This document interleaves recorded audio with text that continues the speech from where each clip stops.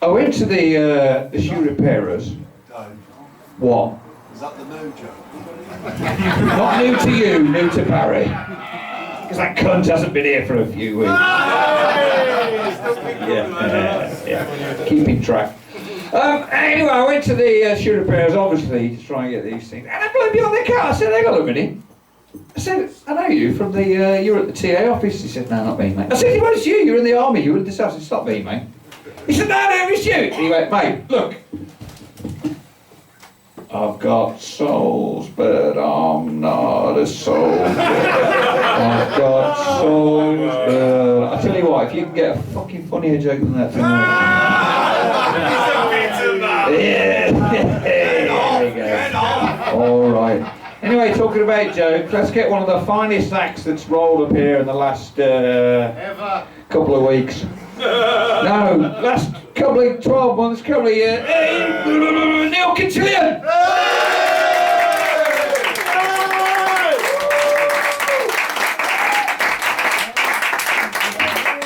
Howdy, y'all. Wasn't expecting to be on so soon. It's thrown me for a little bit of a burden, but thank you very much, Dave. Thank you for the introduction. Let's get the stuff out of the way here. I won't be needing this. Oh God, it's all gone to shit now. He's giving me an air of expectation, saying all the best acts of the last 12 months, but no, I'm Neal Cantillion, and I'm coming up from Gloucester, but a lot of people probably know that because we've been here quite a few times, so... But it don't really matter whether I'm from Gloucester or not. I'm from some backwater fucking country town where carrot crunchers live and fuck all goes on, so it doesn't really matter where I'm from. But I do love the Hollybush. It's become like our second home. This is what, like our 7th, 8th time here? And it's quite ironic, 'cause it's like my second home, and it's just as ramshackled, run down and shitty as my actual home. Kind of like twinned with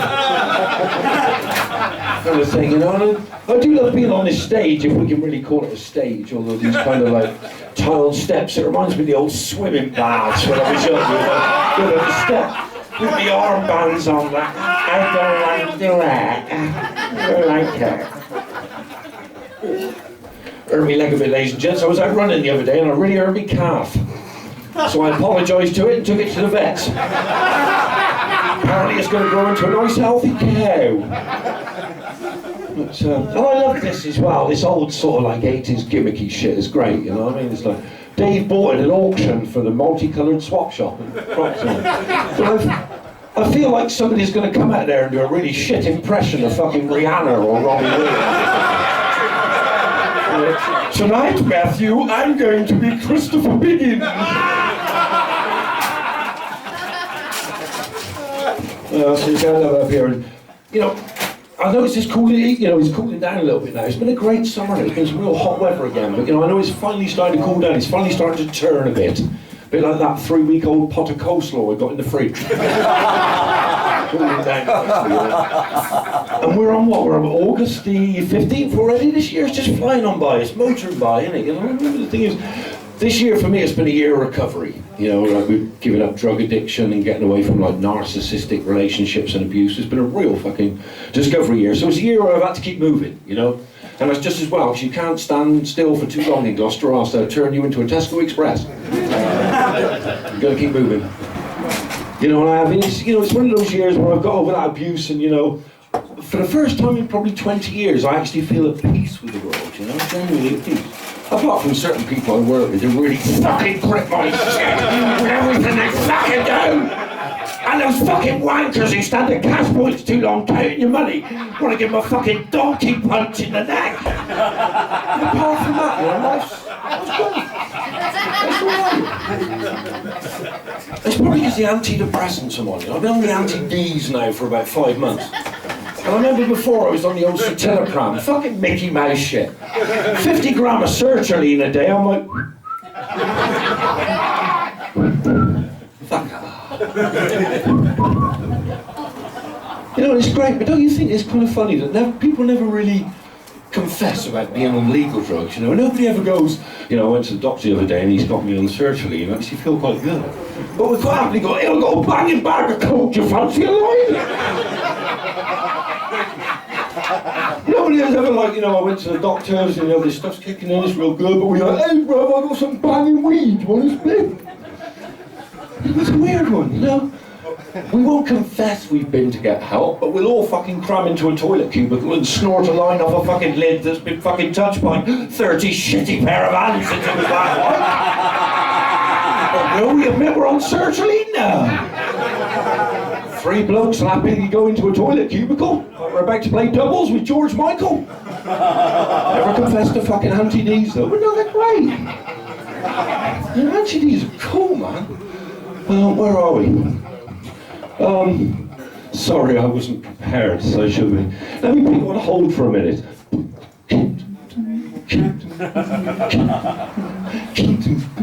Thank you for waiting.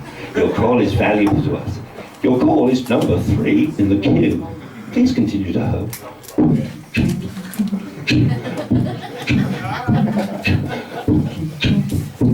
Yeah, and you know, a lot's been going on this year. Busy old year for me. As I said, I had to keep moving. Don't want to be a Tesco Express. But I had one of those moments earlier on this year, folks, you know, a moment that every man dreads when you feel down there and you actually feel a lump. I did have that back at the start of the year. I felt a lump. You know, the moment every man dreads unless you realise it's a sweet you dropped earlier on. But great food teller, man, the Batman sweets. I did, I found a lump and I booked an appointment with my doctor. I was shit myself, you know, but good old NHS, they got me in quite quickly. It only took 5.5 months. So I rock up to my doctors and I'm thinking, shit, I don't really know what to expect. Obviously, I'm going to have to get my fucking bits out. But I go in the room and it's a 62-year-old male doctor called Mr. Chapman. So first of all, I'm thinking, fuck. But then you really think about it. If she'd have been 25 and looked like Taylor Swift, you've got a whole lot of other problems. So Dr. Chapman's there and he tells me to sort of lay down quite suggestively on this sort of chaise lounge. In fact, no, fuck it, we've come a long way, you deserve better.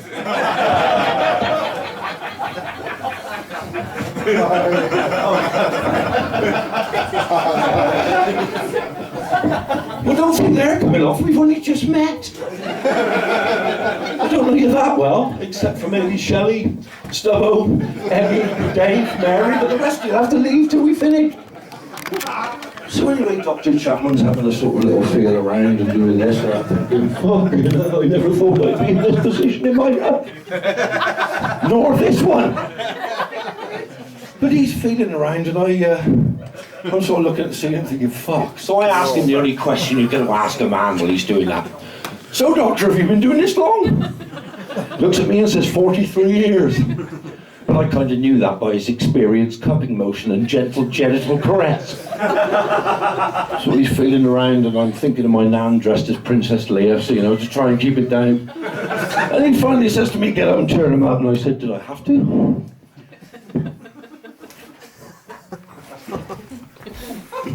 Sorry, let me put it on hold again.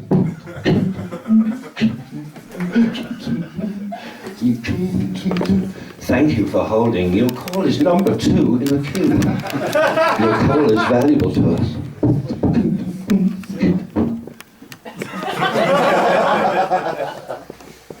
Belts, can't rely on them.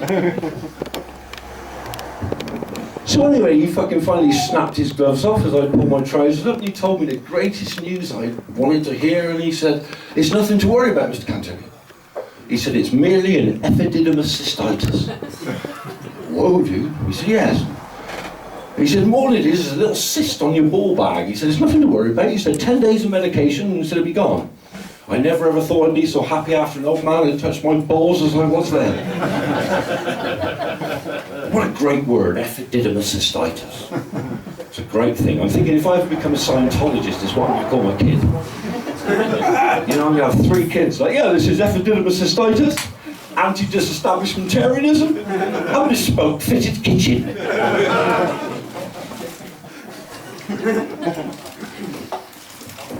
But, so you know, that was the first. And it got me thinking, because I'm 44 years old, ladies and gents, so in the next 5 years, I'm going to have to go and have the inevitable the old prostate exam. You know, I'm kind of hoping I don't get Dr. Chapman again, because they're quite chubby fingers. That's one time where I'm hoping I get a 17-year-old tiger with fingers like a pencil. The last thing you want is someone like Christopher Biggins who's got a real want to do it. But But I've decided when I'm on that hospital bed and I'm in that fetal position with my fucking arsehole hanging out, and they're just about to go in, I'm going to say, what, you're not even going to buy me dinner first? So that was the first for me, you know, and I had another first the other week.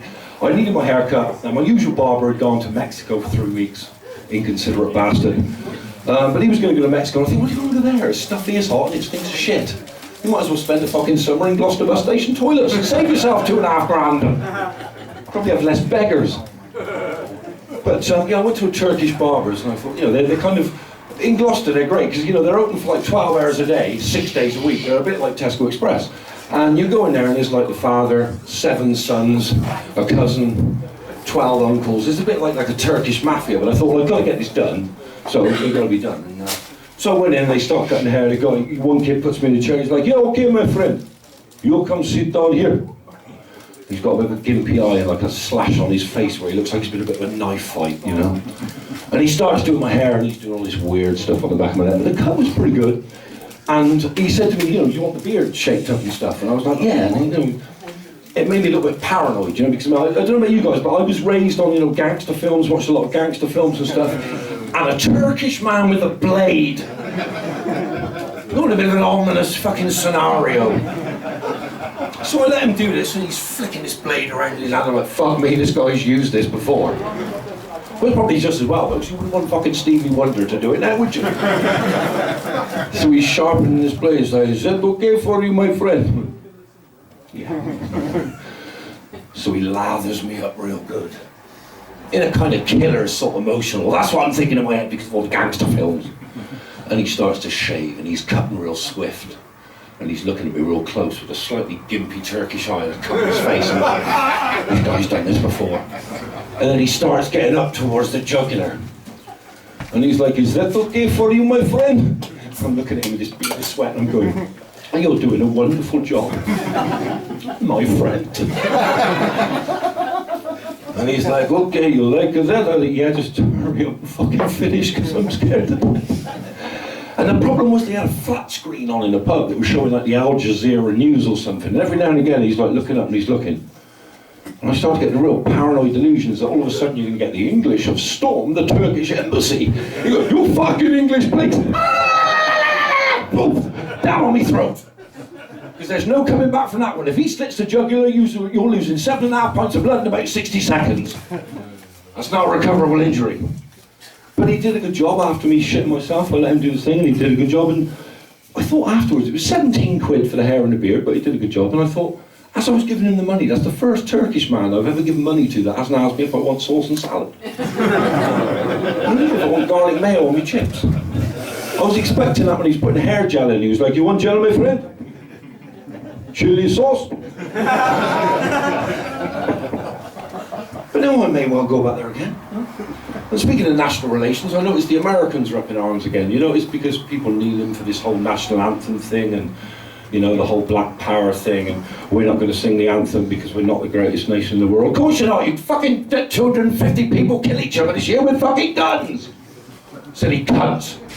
We're number 1 in the world. No, you're not. The Americans are number 1 in the world at 3 things. That's the number of adults incarcerated per capita. No, I don't know what per capita is, it just fucking sounds good, look. I know it's one of the things you piss in, isn't it? Capita. The second thing is national defence spending, which they as a nation spend more than the next 26 nations combined, 25 of which are allies. What's the source, please? And the third thing America are number 1 at is number of adults over 25 that still think angels are real. So, not really a lot to fucking write home about, is it? We're the greatest in the world. And you've got all these problems because they sing the anthem and they don't want to stand up, and it's causing a lot of problems in our nation, and we're going to endeavour to try and sort the whole thing out. I sing it, and people kneel and all this, and then God, what are we going to do to stop this epidemic in America? Rather than, I've got a simple solution, don't fucking sing it every bloody week! Who wants to hear it before every bloody baseball game and every bloody American football game? Nobody! I mean, just imagine if we did that over here as football fans. We sing God Save the Queen before every fucking Premiership game. Like that's gonna work.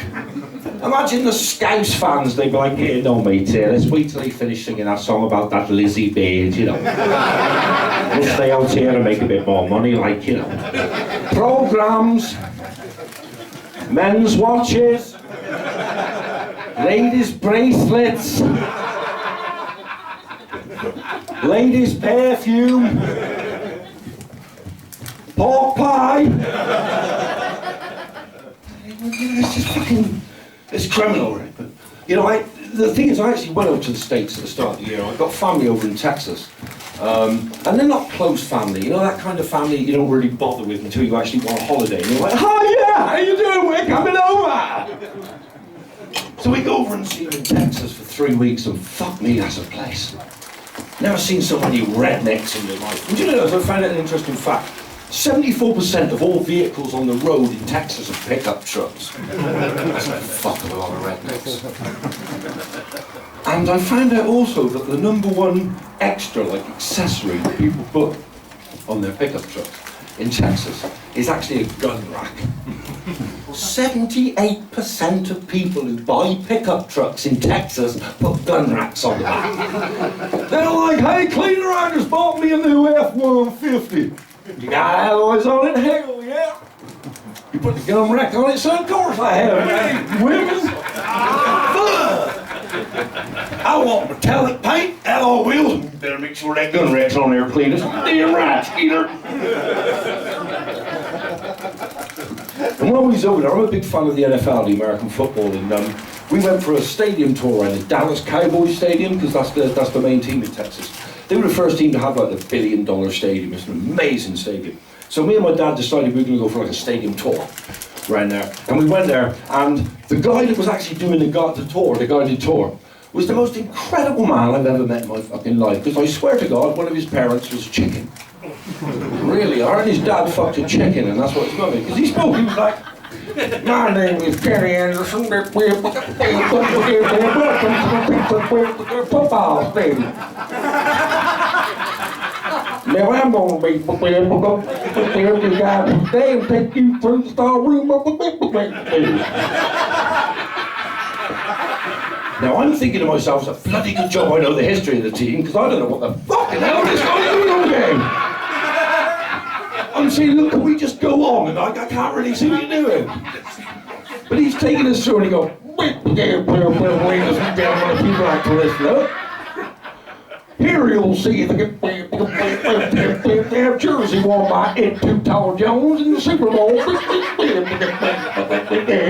from 1979 to 1982. What the fuck? My dad's going, what? I'm like, it's alright, I'll tell you later. And now we come to the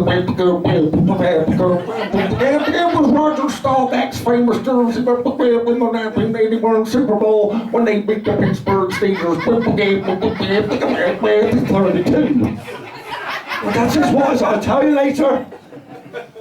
And I think, just imagine if someone really pissed this guy off. I reckon he'd lay an egg. He'd be like, Kenny, you're a prick. Nah, Kenny, you're a fucking wanker.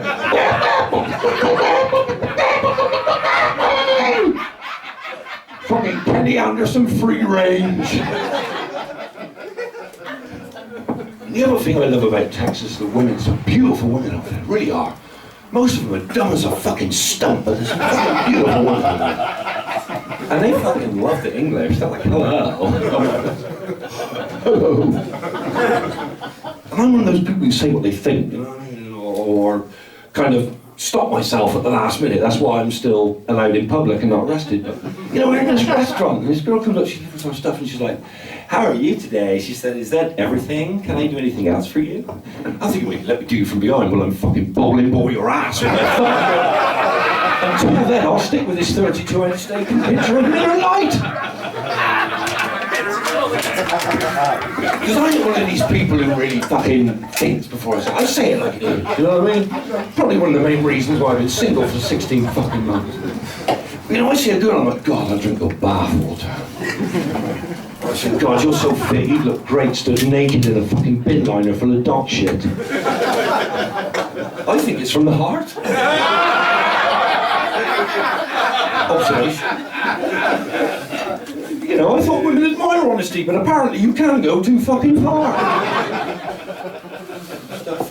Speaking about honesty, I'm going to be completely honest with you guys, because, like I said earlier on, I had issues with drugs and that in the past, and I mean, like, real fucking chronic issues with drugs and stuff, you know, like speed, coke, loads of marijuana, pills, all sorts of stuff, anything that would get me off my fucking head. And the one thing I actually did is I actually anaesthetised myself for about 2 years, because I was in some really sort of like vile, fucked up relationships. So what I decided would be a great thing to do was like double up my fucking drug addiction to the point where I anaesthetised myself so I would have no fucking feelings whatsoever and not get involved with any fucking stupid girls. Sounds great in practice, doesn't it? In reality now.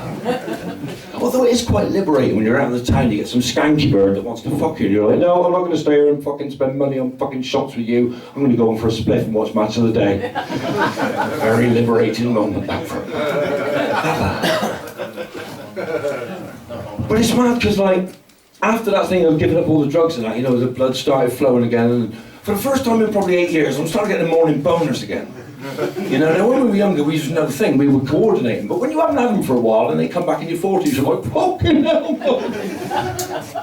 especially that morning piss, because when you anaesthetise yourself, I was probably the only person in the world who was walking around with a cocktail sausage for a dick going, yeah, great. You know, you'd go for a pee in the morning and you just stand there and it would drip out. Check your fucking mobile banking, messenger replies. Nowadays, it's hard work again. You know, my most commonly used phrase over the last 6 months is, oh, hello. And I moved into a new flat where I got that real sort of narrow toilet coming from the bath. And it's one of those where, because I'm kind of a big, sort of cumbersome fella, it's quite difficult in the morning. I have to almost do that Eddie the Eagle Edwards pose where I'm on the fucking slab. Try and go. A bit like Kate Winslet in Titanic.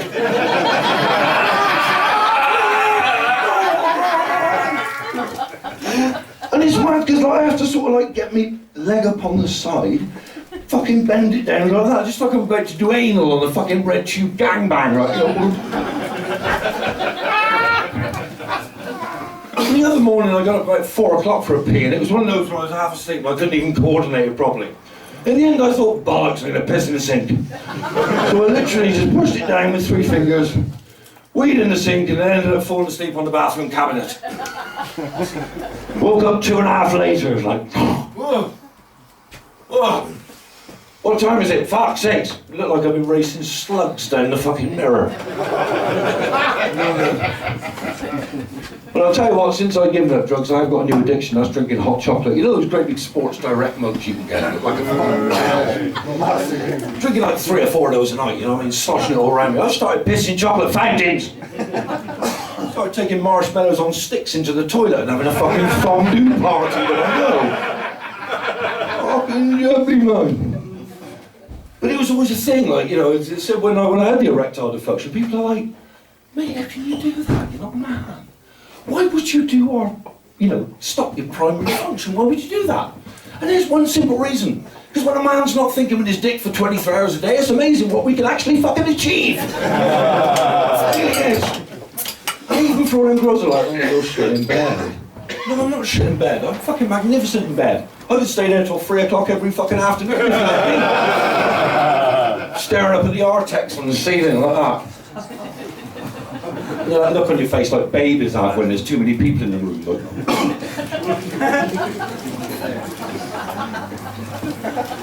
And for every girl that says, oh, you're crap in bed, God gave us one little beautiful thing, it was called 100 milligrams of Viagra.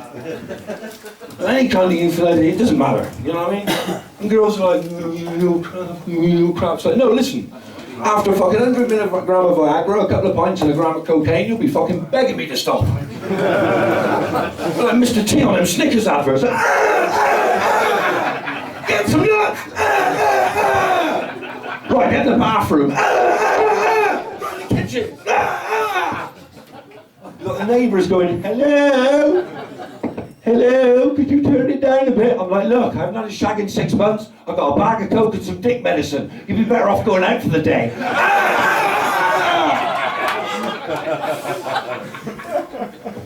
How many left? 1 minute left. Right, so it'll leave me just enough time to say one of the greatest jokes I've ever heard, ladies and gentlemen. And it's basically a Cockney footballer's wife, you know, some dumb girl that got lucky. And she rings her mum in distress one day.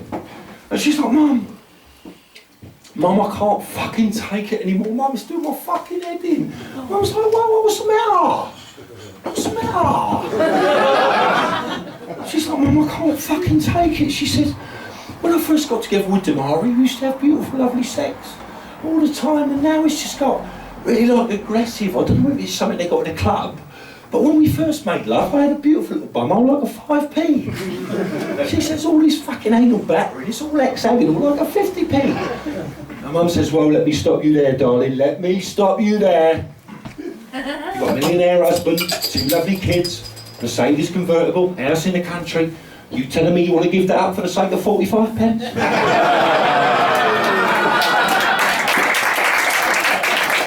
Bradley, you people are absolutely magnificent.